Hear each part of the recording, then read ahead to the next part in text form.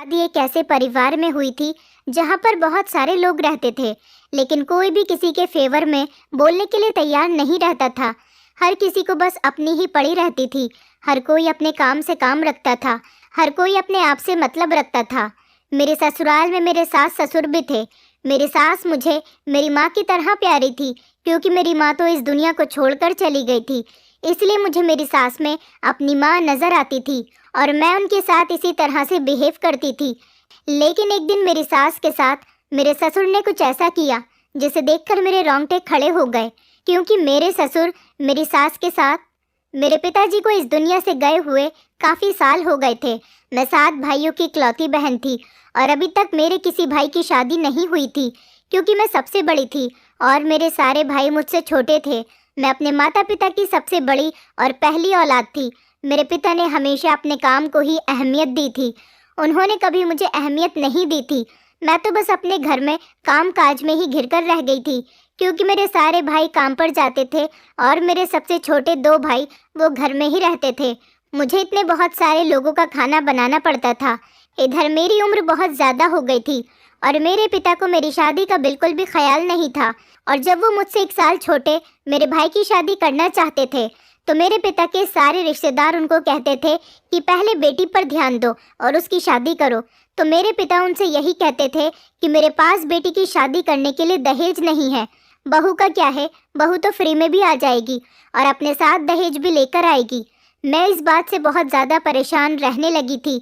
अब धीरे धीरे मेरी उम्र भी हो गई थी। कुछ दिनों बाद मेरी भाभी आ गई और उसने मेरा इस घर में जीना दुश्वार कर दिया था, क्योंकि वो घर के किसी भी काम को हाथ नहीं लगाती थी। घर के सारे काम मुझे ही करने पड़ते थे। वैसे तो मैं घर के सारे काम पहले से ही करती आई थी, लेकिन अब भाभी आ गई थी तो उसका भी कुछ हक बनता था। लेकिन भाभी ने तो कुछ भी नहीं किया। वो तो सारा दिन बस आराम ही करती रहती थी। घर वालों को लगता था कि भाभी के आ जाने से मुझे बहुत ज़्यादा आराम हो गया। मैं बहुत ज़्यादा परेशान रहने लगी थी और अपनी माँ को याद करके बस रोती रहती थी, क्योंकि जिस दिन से मेरी माँ की मौत हुई थी उस दिन से ही मेरे ऊपर इस घर की पूरी जिम्मेदारी आ गई थी। मुझे अपने भाइयों की भी बहुत फिक्र थी, लेकिन फिर मैंने अपने दिल को ये समझा लिया कि जब इस घर में किसी को मेरी कोई फिक्र ही नहीं है, तो मुझे भी किसी की फिक्र करने की कोई ज़रूरत नहीं। मैं देखने में भी ज़्यादा खूबसूरत नहीं थी, बस मामूली सी शक्ल की लड़की थी और मेरी उम्र अब लगभग 35 साल हो चुकी थी। मेरे साथ की जितनी भी लड़कियां थीं उन सब की शादी हो चुकी थी और उनके पास 2 या 3 बच्चे थे, और इधर मैं थी जिसकी शादी ही नहीं हो रही थी। एक दिन मेरे चाचा जी हमारे घर पर आए और उन्होंने मेरे पिताजी को बहुत समझाया कि पहले बेटी की शादी करो, उसके बाद कुछ और काम करना। मेरे पिताजी बहुत बूढ़े हो गए थे, लेकिन वो फिर भी अपना काम करते थे। उन्होंने कभी अपने बच्चों पर ध्यान ही नहीं दिया था। उन्हें सिर्फ पैसा कमाने से मतलब था, और वो पैसा भी सिर्फ अपने और अपने बेटों के लिए ही कमाते थे। जितना कमाते थे अपनी और अपनी बेटों की ख्वाहिशों को पूरा कर दिया करते थे। मुझसे तो किसी को भी कभी कोई मतलब नहीं रहा था। बस मैं इस घर में एक नौकरानी बनकर रह गई थी। मेरे चाचा जी और दादा की जिद करने पर मेरे पिताजी मेरी शादी करने पर तैयार हो गए थे। रिश्ता भी चाचा जी खुद ही लेकर आए थे। मैं इस बात से खुश थी कि चलो मेरी शादी होने वाली थी और इस घर से मेरी जान छूटने वाली थी। लेकिन मेरी हमेशा यही ख्वाहिश थी कि मेरी शादी जहाँ पर भी हो वो परिवार छोटा और कम मेंबर का हो। लेकिन जब मैंने लड़के को देखा और मुझे उसकी फैमिली के बारे में पता चला, तो मेरा दिल टूटकर रह गया था। जिस लड़के से मेरी शादी होने वाली थी वो लड़का बहुत ज़्यादा काला था और उसकी फैमिली भी मेरी फैमिली की तरह ही बहुत बड़ी थी। उसके 6 भाई और 2 बहनें थीं। दोनों बहनों की शादी तो हो चुकी थी और सारे भाई अपनी अपनी पत्नियों के साथ दूसरे शहर में रहते थे। इधर ये लड़का अपने घर में माता पिता के साथ रहता था। बस इस लड़के की खूबी इतनी थी कि ये बहुत ज़्यादा कमाता था और इसका घर भी बहुत बड़ा था। सुना था कि सारे भाई अपने अपने हिस्से लेकर अलग हो गए। ये लड़का बहुत ज़्यादा काला था, इस वजह से इसकी शादी नहीं हो पा रही थी। इसी वजह से मेरे चाचा जी ये रिश्ता लेकर आए थे, क्योंकि इधर मेरी शादी करने का तो मेरे पिता का कोई इरादा ही नहीं था और मेरे रिश्ते भी नहीं आते थे, क्योंकि मेरी उम्र भी काफ़ी हो चुकी थी। इसलिए मेरे पिताजी ने इस रिश्ते के लिए हाँ कर दी। इस रिश्ते की हाँ करने की सबसे बड़ी वजह ये भी थी कि लड़के वालों को दहेज नहीं चाहिए था, क्योंकि उनके पास भगवान का दिया सब कुछ था।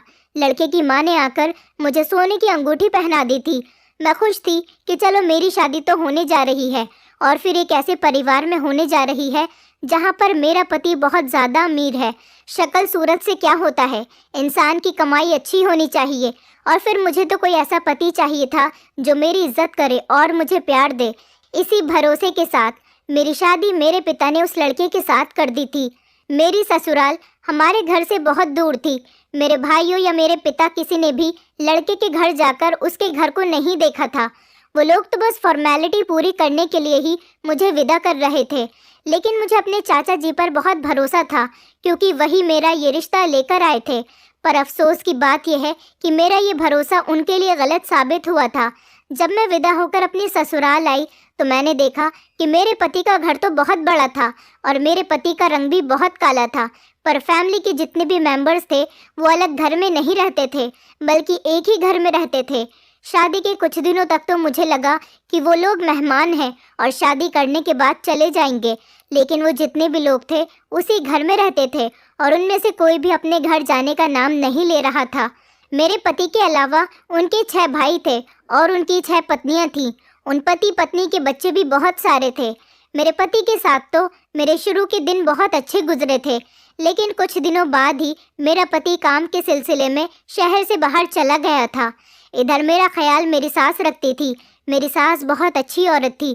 मेरी सारी जेठानियां तो अपने कमरों में ही पड़ी रहती थी। उन्हें आराम और मेकअप करने से फुर्सत ही नहीं मिलती थी।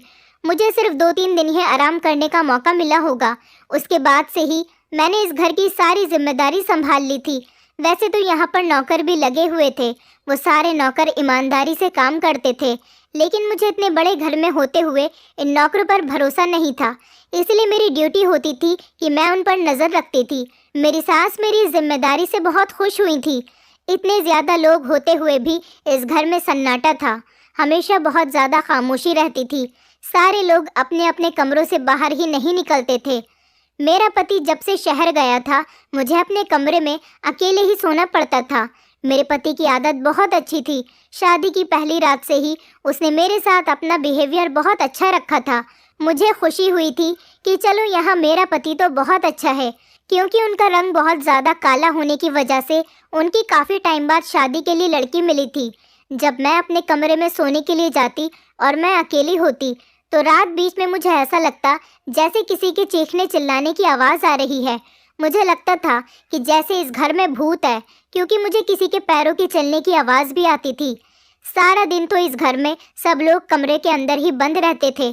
फिर रात को कौन था जो इस घर में टहलता था? मुझे बहुत ज़्यादा डर लगता था और मैं अपने पति को याद करती रहती थी। अब हर दिन ही ऐसा होने लगा था कि मुझे किसी के चलने और चिल्लाने की आवाज़ें आती थीं। मैं डरते हुए अपने कमरे में ही बंद रहती थी। मैं सोचने लगी कि इस बारे में किसी से पूछूंगी ज़रूर कि आखिर रात के टाइम पर इस घर में ऐसा क्या होता है। मैंने अगले दिन जब अपनी सास से ये बात पूछी तो वो मेरे इस सवाल पर थोड़ा घबरा गई थी और उन्होंने बातों को गोल गोल घुमा दिया था। ये घर भी तो बहुत बड़ा था। इस घर में रहते भी तो बहुत सारे लोग थे। हो सकता है कि कोई ना कोई रात के टाइम पर जाग जाता हो या फिर किसी जेठानी का बच्चा रोता हो और मुझे लगता हो कि कोई चिल्ला रहा है। शायद ये मेरा वहम हो। मैंने अपने दिल को समझा लिया था। वैसे भी मुझे तो कोई किसी तरह का नुकसान नहीं पहुंच रहा था, इसीलिए मुझे अपनी गृहस्थी पर ध्यान देना था। मुझे इधर उधर दिमाग बढ़ाने की कोई ज़रूरत नहीं थी। इस घर की हमेशा की खामोशी से मैं बहुत ज़्यादा बोर हो गई थी। कभी कभार मेरी बात मेरे पति से फ़ोन पर हो जाया करती थी। उसके अलावा मेरा कहीं आना जाना भी नहीं था। इस घर में मेरी ससुराल का कोई रिश्तेदार भी आता जाता नहीं था। हर कोई अपने काम से काम रखता था। हर कोई अपने आप से मतलब रखता था। एक दिन रात को मैं फिर से सो रही थी और मुझे किसी के बहुत ज़ोर ज़ोर से चिल्लाने की आवाज़ आ रही थी। आज मैं हिम्मत करके ये देखने के लिए उठ ही गई थी कि आखिर कौन है जो ज़ोर ज़ोर से चिल्लाता है और कौन है जो इतनी रात को घर में टहलता फिरता है। मैंने देखा कि मेरे ससुर किसी से फ़ोन पर चिल्ला चिल्ला कर बातें कर रहे थे। मेरे ससुर अक्सर ऊंची आवाज़ में फ़ोन पर बात करते थे। उनकी ही आवाज़ सारे घर में गूंजती थी। छोटी छोटी सी बात पर गुस्सा करना, लड़ना झगड़ना, अपनी मनमानी करना और फ़ोन पर लंबी लंबी गपशप करना मेरे ससुर का यही काम था, क्योंकि वो कोई काम नहीं करते थे और घर में ही रहते थे। सुना था कि घर के सारे लोग मेरे ससुर से बहुत डरते हैं। यहाँ तक कि मेरी सास भी अपने पति से बहुत ज़्यादा डरती थी। मेरे ससुर का बिहेवियर इस घर में किसी के साथ भी ठीक नहीं रहता था। वो किसी की भी नहीं सुनते थे और अपने हिसाब से ही जो उन्हें करना होता था वही करते थे। फिलहाल दिन इसी तरह से गुजर रहे थे। मैं हर रात देखती कि घर में आधी रात में टहलने वाला इंसान कोई और नहीं, मेरा ससुर ही था। मैं हर रात देखती कि घर में आधी रात को टहलने वाला इंसान कोई और नहीं बल्कि मेरा ससुर ही था, और वही रात को किसी न किसी से बातें करते थे। जबकि मैं इस बात से भी बहुत डरी हुई थी कि कभी कभी तो वो रातों को मेरी सास को भी मारते पीटते थे। वो मेरी सास के साथ हमेशा बुरा बिहेवियर करते थे, अपनी पत्नी को अपने पैर की जूती समझते थे। जब मेरी शादी हुई थी तब शुरुआत के दिनों में तो यहाँ पर कुछ भी ऐसा नहीं था, लेकिन मेरे पति के जाने के बाद से ही इस घर में ना जाने क्या क्या होने लगा था। मेरी सास को वो रोज़ मारते थे। मेरी सास ज़ोर ज़ोर से चीखती चिल्लाती रह जाती थी, मगर मेरे ससुर नहीं रुकते थे। अब मैं रोज़ रातों को जाकर उन लोगों के लड़ाई झगड़े पर कान लगाने लगी थी, क्योंकि मुझे पता ही नहीं चल पाता था कि वो दोनों पति पत्नी आखिर किस बात पर झगड़ा करते हैं और ऐसी कौन सी गलती है जिस पर मेरे ससुर उनको पीटते हैं। कुछ दिनों बाद मेरे पति 2-3 दिन के लिए घर पर मेरे साथ टाइम स्पेंड करने के लिए आ गए थे। मैं अपने पति के आने से बहुत ज़्यादा खुश हुई थी, लेकिन हैरान इस बात पर थी कि जिस दिन से मेरे पति घर पर आए थे अब मेरे ससुर ने मेरी सास पर हाथ उठाना बंद कर दिया था। ये बात तो मैं पहले भी नोटिस कर चुकी थी कि जब मेरे पति घर में होते हैं तो मेरे ससुर मेरी सास पर हाथ नहीं उठाते और घर के सारे लोग भी एक साथ बैठकर डाइनिंग टेबल पर खाना खाते हैं, एक दूसरे के साथ टाइम स्पेंड करते हैं। मुझे मेरे पति के सामने घर का माहौल पूरा बदला हुआ नजर आता था। एक दिन मेरे पति ने मुझसे कहा, तुम अच्छी तरह से रेडी हो जाओ, हम लोग कहीं बाहर घूमने चलते हैं। मैं अपने पति के साथ तैयार होकर बाहर चली गई थी। मेरे पति मुझे एक बहुत बड़े रेस्टोरेंट में खाना खिलाने के लिए लेकर गए थे। वहाँ पर हम दोनों ने साथ बैठकर खाना खाया था। मेरे पति मेरी तरफ देखकर कहने लगे, क्या हुआ, तुम्हारा मूड ठीक नहीं है क्या? तुमने खाना भी ठीक तरह से नहीं खाया। मैंने सोचा कि अपने पति से इस वक्त ये बात करना सही है भी या नहीं, क्योंकि मैं अपनी सास की वजह से बहुत परेशान थी और घर के माहौल की वजह से भी। फिर मैंने अपने पति को सब कुछ बताने की कोशिश की, क्योंकि हम दोनों शादी के बाद पहली बार एक साथ टाइम स्पेंड करने के लिए घर से बाहर निकले थे। मैं ऐसी बातें करके अपने पति को परेशान नहीं करना चाहती थी। फिर ये भी सोच रही थी कि आखिर मैं उस घर की बहू हूँ। मैंने बड़ी हिम्मत करके अपने पति से पूछ ही लिया कि आपके पिता आखिर रात को अपनी पत्नी पर हाथ क्यों उठाते हैं। ये सवाल सुनने के बाद मेरे पति ने बड़ी हैरानी से मेरी तरफ देखा और कहने लगे कि तुम पागल हो गई हो, ऐसा कुछ नहीं है। मेरे पिताजी तो माँ से बहुत प्यार करते हैं। मैं आगे कुछ कहने वाली ही थी, इतनी ही देर में मेरे पति के पास किसी की कॉल आ गई और वो कॉल अटेंड करने के लिए मेरे पास से उठकर चले गए। मैं अपने पति के अंदाज से समझ गई थी कि वो इस बात से अनजान है। 5 मिनट बाद मेरे पति वापस आ गए थे और मुझसे कहने लगे, बताओ तुम क्या बता रही थी। मैंने फिर उसके बाद उनसे कोई बात नहीं कही और कहा कि शायद मुझे गलतफहमी हुई थी, अब हमें घर चलना चाहिए, काफ़ी देर हो गई है। उसके बाद मैं अपने पति के साथ घर लौट आई थी। अगले 2 दिन के बाद फिर मेरे पति वापस अपने काम के सिलसिले में चले गए थे। मेरे पति जाते समय मुझे शॉपिंग करने के लिए कुछ पैसे दे गए थे। उन्होंने कहा था कि तुम अपनी पसंद के कपड़े ले आना, क्योंकि जिस दिन हम लोग घर से बाहर निकले थे उस दिन हमें इतना टाइम नहीं मिल सका था कि हम साथ में शॉपिंग भी कर लें। मेरी कोई जेठानी, वैसे तो कोई मेरे साथ जाता नहीं, क्योंकि कोई भी मेरे साथ ढंग से बात तक नहीं करती थी। मैंने अपनी सास से इसीलिए नहीं पूछा था कि कहीं मेरे ससुर उन्हें जाने से इनकार न कर दें। मेरे घर की सारी नौकरानियों के साथ अच्छी जान पहचान हो गई थी। एक नौकरानी थी चमेली। मैंने उससे कहा कि तुम क्या मेरे साथ मार्केट चलोगी, तो वो मेरे साथ मार्केट चलने के लिए फ़ौरन ही तैयार हो गई। इस घर में मुझे किसी से परमिशन लेने की कोई ज़रूरत नहीं थी, क्योंकि कोई कुछ भी करे इस घर में किसी को किसी से कोई मतलब नहीं होता था। इसीलिए मैं नौकरानी को अपने साथ ले जाकर मार्केट से अपनी शॉपिंग करके आ गई थी। जब मैं मार्केट से घर आई तो मेरी सास के कमरे का दरवाज़ा खुला हुआ था। मैं धीरे धीरे कदमों से अपनी सास के कमरे के दरवाजे तक जा पहुंची। मुझे उनके कमरे से आवाज़ आ रही थी। वो कह रही थी कि बस करो, अब मेरे ऊपर ज़्यादा जुल्म मत करो। इसका मतलब ये था कि आज मेरे ससुर फिर से मेरी सास पर हाथ उठा रहे थे और अब रात का वक्त नहीं था बल्कि दिन था। मैंने अपने हाथ से शॉपिंग बैग साइड पर रख दिए और कान लगाकर अपने सास ससुर की बातें सुनने लगी। मेरी सास ज़ोर ज़ोर से चिल्ला रही थी कि तुम मेरे साथ ये मत करो, मुझे माफ़ कर दो। आखिर कब तक तुम मेरे साथ यही सब करते रहोगे? बार बार मेरी सास एक ही शब्द को दोहरा रही थी। मैंने दरवाजे से झांक कर देखा कि आखिर मेरे ससुर मेरी सास के साथ ऐसा भी क्या कर रहे हैं। तो ये देखकर मेरे पैरों तले से ज़मीन निकल गई कि मेरे ससुर मेरी सास के बाल काट रहे थे। मैं समझती थी कि मेरे ससुर मेरी सास पर हाथ उठाते होंगे और उनको मारते होंगे, तभी मेरी सास इतना ज़्यादा चिल्लाती हैं। लेकिन मेरा ये ख्याल गलत साबित हुआ था, क्योंकि वो उनको मार नहीं रहे थे बल्कि उनके बाल काट रहे थे, जिस पर मेरी सास बहुत ज़्यादा चिल्ला रही थी। पर वो ऐसा क्यों कर रहे थे, ये बात मेरी बिल्कुल भी समझ नहीं आई थी। आखिर बाल तो औरत का गहना होते हैं, हर औरत की खूबसूरती बालों से ही तो होती है। मेरे ससुर के एक हाथ में मेरी सास के कटे हुए बाल और दूसरे हाथ में कैंची थी। अब मुझसे ये सब कुछ देखकर रहा नहीं गया था, इसीलिए मैं चिल्लाती हुई कमरे के अंदर चली गई। मैंने कमरे के अंदर जाकर अपने ससुर से कहा, पिताजी, आखिर आप ये सब क्या कर रहे हैं? मेरे ससुर ने कहा, शुक्र करो बहू, तुम्हारी सास के हिसाब से ये सज़ा बहुत कम है, वरना जो तुम्हारी सास के कारनामे हैं इसे तो इस घर से निकाल देना चाहिए।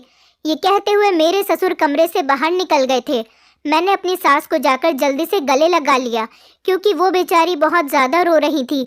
मैंने उनसे पूछा कि ये सब कुछ क्या हो रहा है और पिताजी ने आपके बाल क्यों काटे हैं?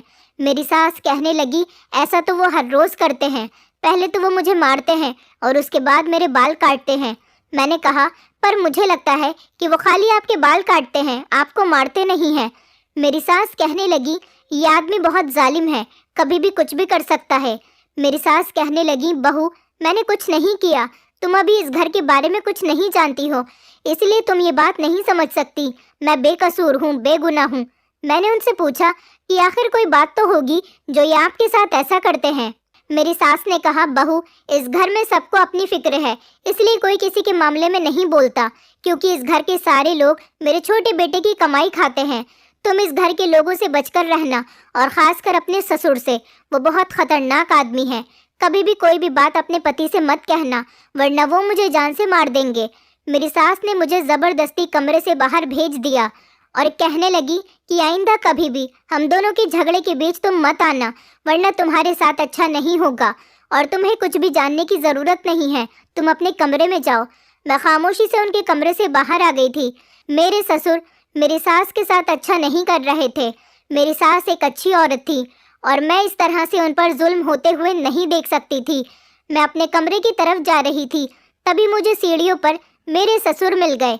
मेरे ससुर जी ने मुझे आवाज़ लगाकर रोक लिया और वो कहने लगे, एक बार मेरी बात सुनो, मुझे पता है कि तुम्हें मेरी बातों पर यकीन नहीं होगा।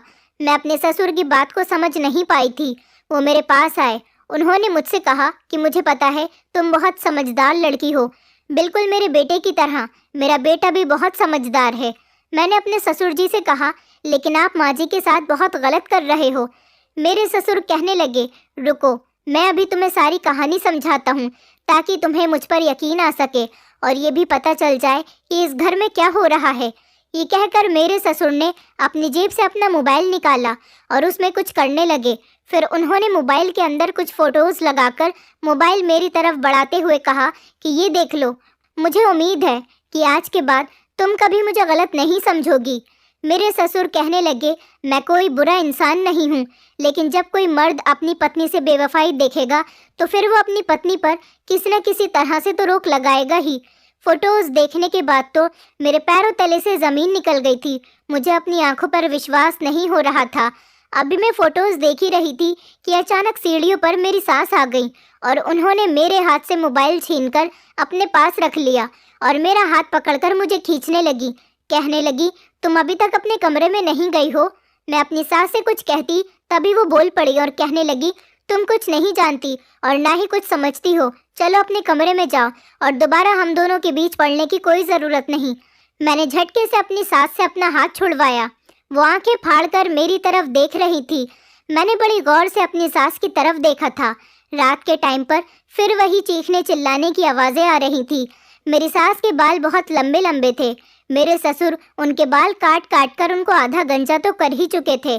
मेरी सास हमेशा अपने सर पर पल्लू रखकर घूमती थी। कई दिन इसी तरह से गुजर गए।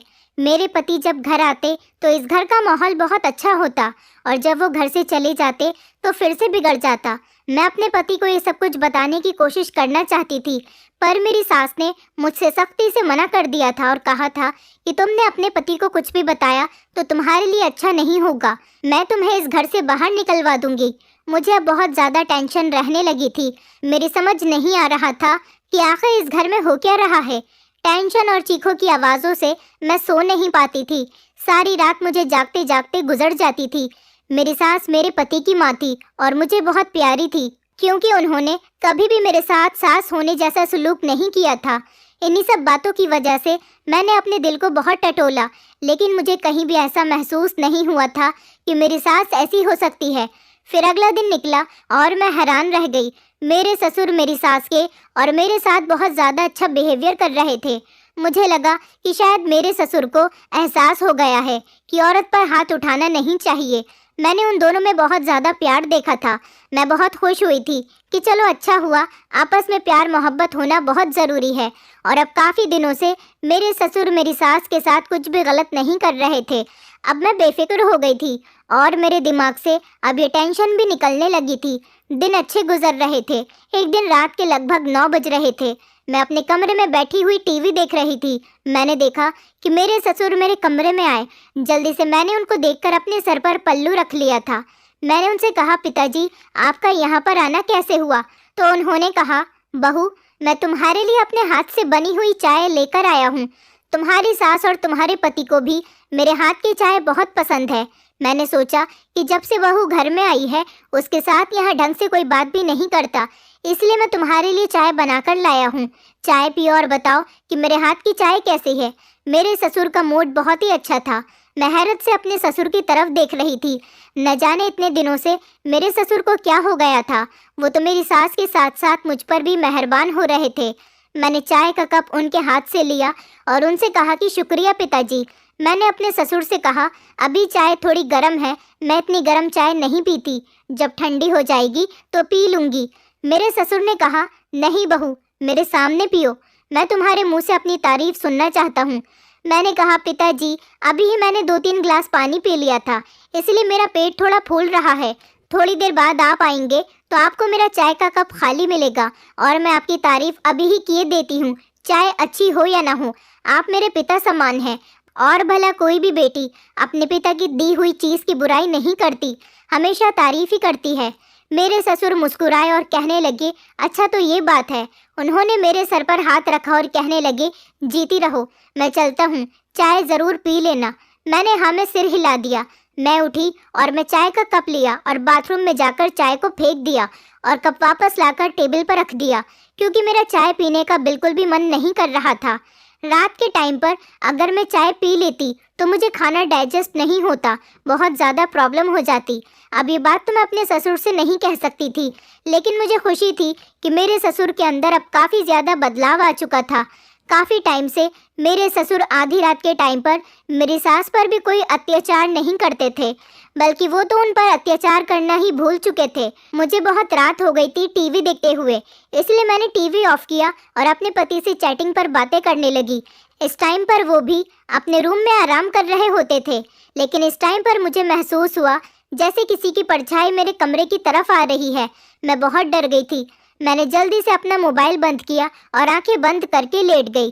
किसी ने दरवाज़ा खोलकर शायद मुझ पर नज़र डाली और दोबारा से दरवाज़ा बंद कर दिया। मैं समझ गई थी कि मेरे कमरे के अंदर कौन आया था। मैं दोबारा से अपने पति से चैट पर बातें करने लगी, लेकिन मुझे कमरे से बाहर कुछ खटपट की आवाज़ आ रही थी। मैंने अपना मोबाइल रख दिया और मैं चुपके चुपके अपने कमरे से देखने के लिए बाहर निकली कि आखिर बाहर हो क्या रहा है। मैंने देखा कि मेरे ससुर मेरी सास के मुंह पर हाथ रखकर उनको न जाने कहाँ लेकर जा रहे थे। मैं उनके पीछे पीछे जा रही थी और मैं ये देखकर हैरान रह गई कि इस घर में एक बेसमेंट भी बना हुआ था, जिसके बारे में मुझे तो कुछ पता ही नहीं था। वो मेरी सास को ज़बरदस्ती खींचते हुए बेसमेंट के अंदर लेकर जा रहे थे। मैं भी दबे पाँव उन लोगों के पीछे पीछे जाने लगी।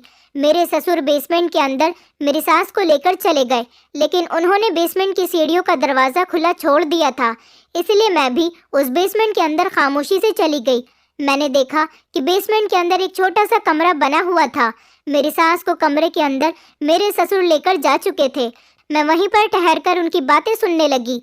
मेरे ससुर ने मेरी सास को कुर्सी पर बिठाकर रस्सी से बांध दिया। यहाँ बेसमेंट में कोई और भी मौजूद था। मेरे ससुर उससे भी बातें कर रहे थे। उसके बाद मेरे ससुर ने मेरी सास से जो कहा उसे सुनकर तो मेरे होश ही उड़ गए थे। मेरे ससुर ने कहा कि तुम्हारे इस घर में जितनी भी दौलत है ये सब तुम्हारे इकलौते बेटे की है। मैं चाहता हूँ कि ये सब कुछ तुम मुझे दे दो और मेरे नाम कर दो। कितने सालों से मैं इस दिन का इंतज़ार कर रहा था। मैं यहाँ पर आज तुम्हें मारकर दफना दूंगा और सबको बता दूंगा कि तुम अपने आशिक के साथ भाग गई हो। अब जल्दी से इन पेपर्स पर साइन कर दो ताकि तुम्हारे बेटे की सारी जायदाद मेरे नाम हो सके। मेरी सास कहने लगी, मैं मर जाऊंगी लेकिन ऐसा कभी कुछ नहीं करूंगी। ये सब कुछ मेरे इकलौते बेटे की मेहनत की कमाई है। तुम क्या चाहते हो कि मैं तुम्हारे और तुम्हारे हरामखोर बच्चों को अपने बेटे की मेहनत की कमाई का ये बनाया हुआ सब कुछ दे दूं? तुम शुक्र करो कि कितने सालों से मैंने तुम्हारी ये सच्चाई अपने बेटे से छुपा रखी है और अब तो मुझे ये सच्चाई अपनी बहू से भी छुपानी पड़ रही है। मेरे ससुर ने मेरी सास के मुंह पर जोरदार थप्पड़ मार दिया और उन्हें कहा कि उसे तो आज मैंने चाय में नींद की दवाई मिलाकर बेहोश कर दिया। उसे कुछ भी पता नहीं चलेगा। जब उसकी सुबह आँख खुलेगी तो पता चलेगा कि उसकी सास तो अपने आशिक के साथ भाग चुकी है, क्योंकि जो फोटो मैंने उसे दिखाए थे उसने उन फोटो पर यकीन कर लिया था। दरअसल उस दिन मेरे ससुर ने मोबाइल में जो मुझे फ़ोटो दिखाए थे वो मेरी सास के फ़ोटोज़ थे जो काफ़ी अश्लील तरीके से लिए गए थे और मेरे ससुर ने दूसरे मर्दों के साथ उन फ़ोटोज़ को मेरी सास के साथ एडिट कर दिया था, जबकि वो सारे फ़ोटोज़ मेरी सास के साथ मेरे ससुर ने खुद अपने मोबाइल से लिए थे। अब मैं आप लोगों को बताती हूँ कि आखिर ये सब माजरा क्या है। दरअसल ससुर जी जो थे वो मेरी सास के दूसरे पति थे और मेरे पति मेरी सास के पहले पति के इकलौते बेटे थे। जब मेरी सास की शादी हुई थी तब वो विधवा हो गई थी और मेरी सास की पहली शादी जहाँ हुई थी वो आदमी बहुत ज़्यादा अमीर था। उसने अपने मरने से पहले ही अपने होने वाले बच्चे के नाम अपनी सारी जायदाद कर दी थी, क्योंकि जब मेरी सास के पहले पति की मौत हुई थी तब वो प्रेग्नेंट थी। मेरी सास के माता पिता ने उनकी शादी इस लालची आदमी के साथ करवा दी जिसके पहले से ही इतने ढेर सारे बच्चे थे। मेरी सास के पास अपने पति की सारी जायदाद मौजूद थी, इसलिए मेरी सास ने अपने इकलौते बेटे को खूब पढ़ाया लिखाया और उसे अपने पति का बिजनेस दोबारा से स्टार्ट करने का हौसला दिया। जबकि मेरी सास के दूसरे पति के बच्चों ने इस बात का बहुत फ़ायदा उठाया और उनकी जायदाद पर ऐश की। मेरा पति ये बात नहीं जानता था कि ये आदमी उनका दूसरा पिता है। ये बात मेरी सास ने उनसे इसीलिए छुपाई थी क्योंकि उनका बेटा बचपन से ही बहुत समझदार था। बहुत से बच्चे दूसरे पिता या दूसरी माँ को एक्सेप्ट बड़ी मुश्किल से कर पाते हैं, लेकिन मेरे पति ने तो जब से आँख खोली थी मेरे ससुर को ही अपना पिता समझा था। इसीलिए मेरी सास ने मेरे पति को बताने के बारे में कभी ये नहीं सोचा। लेकिन जब मेरा पति जवान हुआ और उसने अपने पहले पिता के बिजनेस को दोबारा से स्टार्ट कर दिया और उसने उनके बिजनेस को खूब बढ़ावा दिया, पैसे से खूब पैसा कमाया, तो ये बात मेरे ससुर को अच्छी नहीं लगी, क्योंकि उनकी कोई भी औलाद इस काबिल नहीं थी जो मेरे पति का मुकाबला कर सकती। मेरी सास के पहले पति की कमाई पर वो लोग पल रहे थे और मेरे पति के काबिल होने के बाद भी ये सब लोग मेरे पति के घर में ही रह रहे थे और उनकी मेहनत की कमाई से ही ये सब लोग अपना खर्चा पानी कर रहे थे। लेकिन मेरे पति ने अपनी कमाई से जो कुछ भी लिया था वो सब कुछ अपनी माँ के नाम कर दिया था। मेरे ससुर अब ये सारी जायदाद अपने नाम करवाना चाहते थे और काफ़ी टाइम से मेरी सास को इसके लिए ब्लैकमेल कर रहे थे कि वो उनको अपनी सारी जायदाद दे दे। मेरे ससुर मेरे पति के सामने तो बहुत अच्छे तरीके से इसीलिए रहते थे क्योंकि वो कभी भी नहीं चाहते थे कि अगर मेरे पति को ये बात पता चल गई कि वो मेरी सास के दूसरे पति हैं और उनके बच्चे भी मेरी सास के नहीं बल्कि मेरे ससुर की पहली पत्नी के हैं, तो मेरा पति कभी भी उन लोगों को हमारे घर में बर्दाश्त नहीं करेगा और मेरे पति का दिमाग तो कभी भी घूम सकता है, वो इन लोगों को घर से बाहर निकाल सकता है।